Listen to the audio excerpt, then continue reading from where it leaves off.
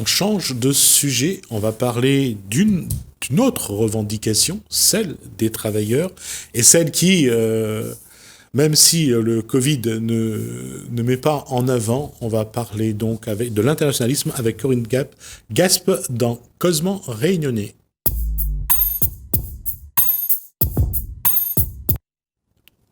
Bonsoir Corinne Gaspe. Bonsoir. J'espère ne pas me tromper, à chaque fois je vais dire Gaspe, j'espère ne pas me tromper sur le... C'est Gaspe. Gaspe. Alors, c'est CGTR. Lutte ouvrière. Lutte ouvrière. Ah, c'est pas la même chose alors. Donc, non, moi j'interviens lutte pour ouvrière. Lutte ouvrière. Voilà. Alors d'abord, vous êtes salarié. Oui, je travaille donc à la Chambre d'agriculture de La Réunion. Je suis donc conseillère de gestion. Enfin, je m'occupe de la comptabilité des planteurs. J'ai 49 ans. Ça fait 26 ans que je travaille à la Chambre d'agriculture et donc je suis de lutte ouvrière. D'accord. Juste pour aller un petit bout sur l'histoire, Lutte ouvrière a été créée par Bartha et Pierre Bois, donc, qui a été créé. Je ne connais pas trop. D'accord. Je sais que c'est à partir de ça a été créé depuis très longtemps, c'est un courant trotskiste. Je sais que dans les années 60... J'ai toujours essayé entre Lénine, entre Trotsky, entre tous ces courants qu'il y a eu, de savoir un petit peu quelle était la différence. Nous, en tout cas, on descend donc de Marx, trotskiste, léniniste, donc on est aussi de la révolution russe quand même. Juste, tout le monde se rappelle cette belle photo où on voit Marx, on voit Engels, on voit Lénine et on voit... c'est Trotsky qu'on voit, les trois qu'on voit en bas de l'affiche. C'est tous, je veux dire, tout le monde est issu de ce marxisme. Oui, on descend directement de ça. On descend de la Commune de Paris, la Révolution russe, donc. Alors là, c'est en 1917. Voilà, donc. La Révolution de Paris est avant 1900. Oui, mais Trotsky et Lénine, ce sont quand même les. Ah non, au départ, ils étaient tous ensemble, ça c'est clair. Là, vous. Non.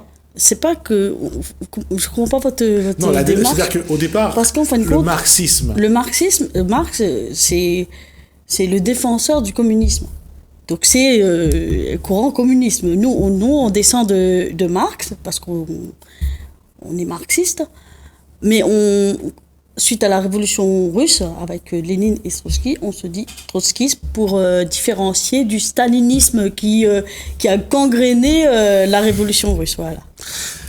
Je ne vais pas réagir là-dessus, j'aurais du mal, et je n'aurais pas les éléments non plus. Juste une question. Quand on définit le communisme aujourd'hui, de ce que Marx a dit, de ce que Trotsky a dit, c'est quoi le communisme ? Le communisme, c'est la mise en commun du travail, la mise en commun de... Vous m'avez pas préparé à ce genre de questions-là. Non, la mise en commun, je veux dire pourquoi ? Pourquoi ? Parce que c'est la gestion. Exactement, oui.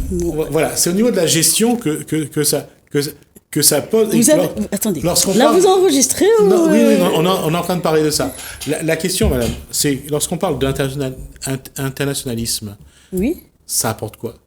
L'internationalisme, vous savez, aujourd'hui, à l'heure du clic, l'argent parcourt le monde, il n'y a pas de frontières pour les capitalistes. Quand on parle d'internationalisme, on parle d'une classe ouvrière internationale. On dit il ne doit pas avoir de frontières entre les travailleurs. On appartient à une seule classe, cette classe, c'est l'internationale.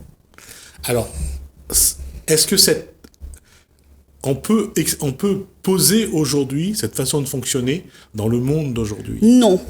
C'est pour ça que nous, on se bat pour la révolution, pour le changement du système capitaliste, pour l'abolition du système capitaliste, pour l'abolition des classes. La seule possibilité pour le fonctionnement d'une société où il n'y a pas de frontières, c'est en dehors du capitalisme. On ne peut pas faire du capitalisme à l'intérieur de faire du communisme à l'intérieur des frontières, c'est pas possible.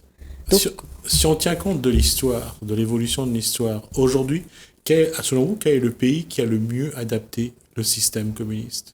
Vous savez, le seul pays communisme, c'était l'URSS de la révolution russe. C'est vrai qu'elle a dégénéré, mais c'est la seule révolution communiste. On parle de 1917. De 1917, oui. D'accord. Et quand on regarde l'application, ils ont essayé, hein, avec les soft causes, les cold causes, ils ont essayé. Mais qu'est-ce qui n'a pas marché, à votre avis? C'est la bureaucratisation du système de la Russie, D'accord. de Staline. D'accord. Corinne Gaz, la question, on dit lutte ouvrière, mais comment gérer sans être patron? Si on parle d'abolition des classes, Oui. on parle bien d'une société sans patron, sans classe ouvrière. Parce que tant qu'il y aura une domination du capitalisme, forcément, il y aura un État à disposition d'une classe qui est le patronat, les capitalistes. Dans un autre système, on n'en a pas besoin. Les travailleurs, ils savent ce qu'ils ont besoin dans le monde entier, produire selon ses besoins, selon son moyen. C'est ce fonctionnement-là que prennent les communistes.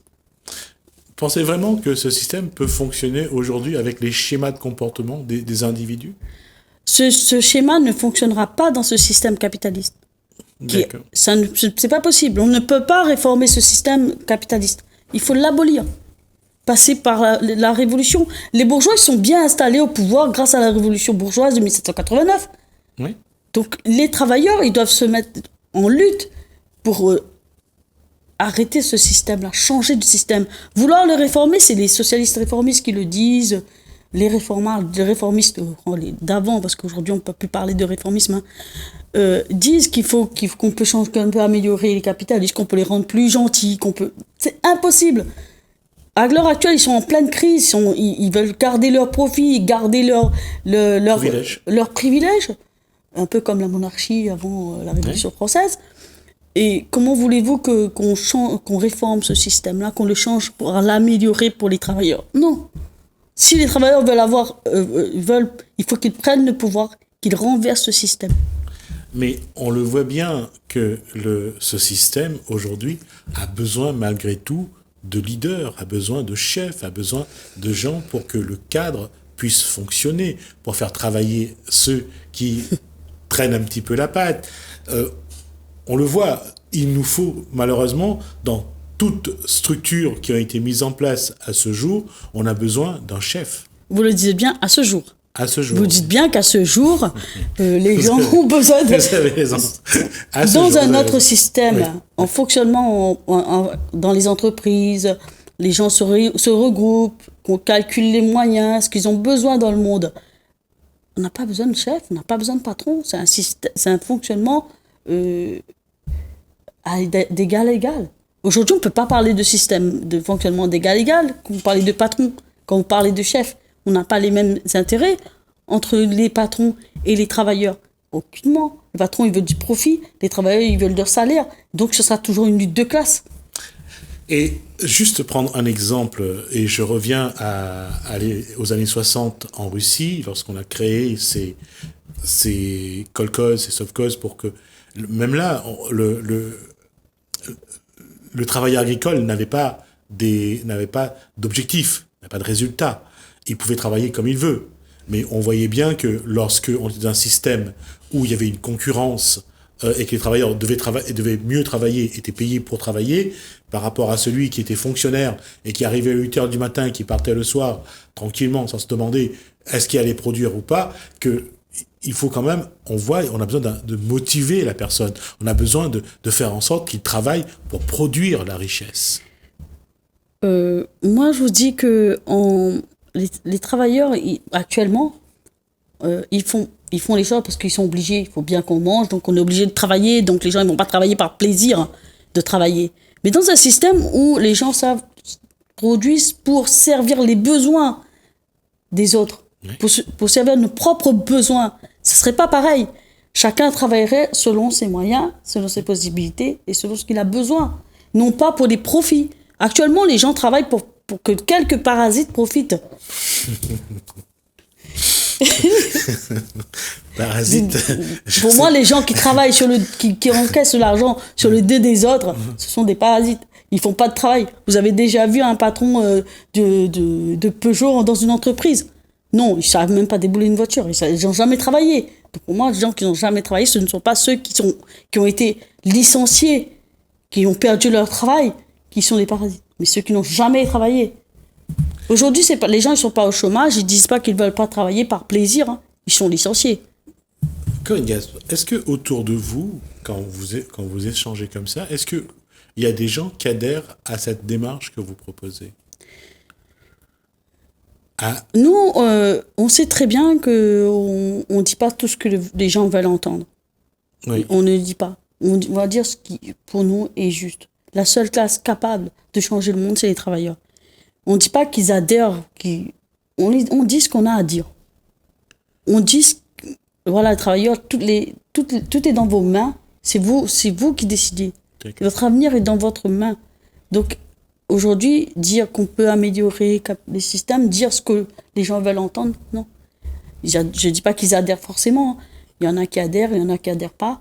Mais on a des choses à dire et on le dit. Les salariés que vous côtoyez, en tout cas, sont d'accord avec vous, je suppose. Que là, cette lutte des classes doit permettre aux salariés d'être mieux, de vivre mieux. Oui. Ça, c'est normal. C'est normal. Dans le contexte actuel, comment est-ce qu'il faudrait faire pour justement aller vers ce que vous dites?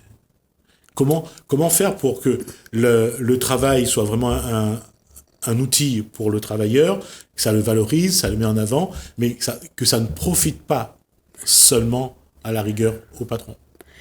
La première chose, c'est élever les consciences des travailleurs de leur capacité à mobiliser pour avoir un rapport de force et changer de système. Et le travailleur, il a envie d'aller dans ce sens-là? Il n'a pas conscience de sa capacité à mobiliser. D'accord. Il n'a pas conscience qu'en faisant, en se mobilisant dans les entreprises, on peut gagner des choses. Il n'a pas conscience de ça. C'est-à-dire qu'aujourd'hui, ce qu'il voit avant tout, c'est son besoin immédiat, matériel. C'est ça qui prime? C'est ce qu'on veut le faire croire aussi. Hein. C'est ce qu'on lui dit depuis qu'il est petit. On va lui dire travaille, tu vas réussir. On lui dit que c'est la seule solution, c'est de travailler pour un patron, de monter des échelons. C'est ça la réussite, de dire voilà, mais. Mais comment vous allez expliquer ça au public, expliquer aux travailleurs, alors que beaucoup de choses ont perdu de leur sens, comme le communisme. Si je vous pose la question, quel est votre regard sur le communisme à La Réunion? Parce que pour vous, quelle est la valeur de ce communisme à La Réunion? Ça n'a pas de sens, votre question. Pourquoi parler de valeur? Nous, on est communistes et révolutionnaires. Non, vous. Non, je parle des autres communistes. Ah, mais vous parlez du PC, par exemple? Vous parlez de différents... J'avais parlé du communisme, de manière générale. Pas de regard là-dessus? C'est pas que j'ai pas de regard, c'est que... Vous préférez ne pas dire de méchanceté? Non. je ne pense pas à ça non plus. Ouais. C'est pas que je n'ai pas de regard, c'est que le Parti communiste réunionnais, il n'a jamais été vraiment un parti communiste. Ses bases ne sont pas communistes. Quand vous voyez les alliances entre le Parti communiste, la droite, la gauche, le rassemblement de gauche, pour moi, c'est pas du communisme. C'est de l'électoralisme. D'accord. Alors, comment vous, avec Lutte ouvrière, avec Jean-Yves Payette, comment vous allez essayer justement d'apporter cette vision du communisme comme vous la définissez? En discutant avec les travailleurs, en discutant autour de nous. Voilà. Dans ce contexte sanitaire, surtout aujourd'hui, il y a un besoin aujourd'hui de retrouver des valeurs, du travail. Qu'est-ce que vous appelez valeur du travail? Ça veut dire que vraiment se battre pour créer quelque chose entre les travailleurs, que partager le fruit du travail entre les travailleurs. Nous, on se bat aujourd'hui pour que, vous savez, on est dans un système capitaliste où les travailleurs, où les capitalistes sont en crise, donc ils tirent le maximum de profit des travailleurs en licenciant en masse, en faisant peser sur les restes de travailleurs la charge de travail. Aujourd'hui, nous, ce qu'on dit, c'est que il faut que ça s'arrête. Il faut qu'on arrête les saignées des licenciements dans les entreprises qui font des bénéfices. Il faut que les salaires augmentent. Il faut que les salaires suivent l'augmentation de prix des denrées alimentaires. Il faut que, ben voilà, on dit que c'est la seule façon de dire ça, c'est d'aller se battre dans les entreprises. Que les travailleurs se battent dans leur entreprise pour exiger que le patron ouvre les comptes, dise mais il n'y a pas d'argent, mais montrez-nous qu'il n'y a pas d'argent. Vous voulez pas augmenter les salaires, mais montrez-nous qu'il n'y a pas d'argent.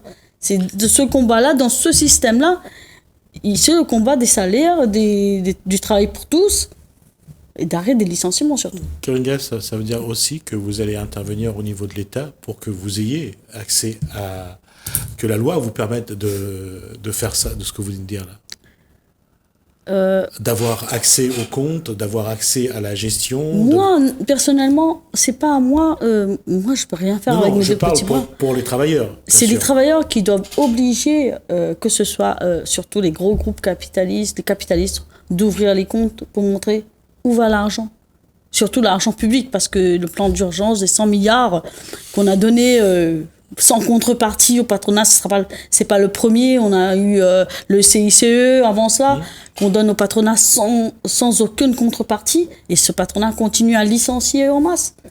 Oui, justement. C'est bien ce que je viens de dire, c'est que quelque part, est-ce qu'il faut que vous demandez à l'État d'arrêter ces aides aux entreprises qui ne garantit pas le travail?